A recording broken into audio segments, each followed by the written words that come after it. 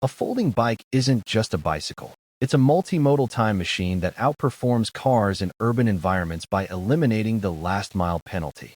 The most common error is carrying load on your back. This raises your center of gravity and increases aerodynamic drag.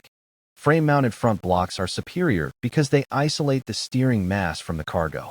This maintains neutral handling even with 10 kilograms of gear. We calculate efficiency using effective velocity. While a car hits higher top speeds, the folding bike eliminates parking and walking time, resulting in a higher average speed for trips under 15 kilometers. However, small wheels have physics limitations. A 16-inch wheel has a much steeper angle of attack on road imperfections compared to a 700C wheel, reducing rolling momentum over potholes. To compensate, you must adjust maintenance protocols.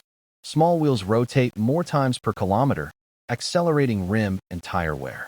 Follow this interval schedule to prevent mechanical failure. Finally, security is geometric, not mechanical.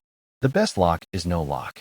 If your bike fits within the standard 60-centimeter under-desk clearance, your theft risk drops to absolute zero. Optimize your mixed-mode transport for maximum efficiency.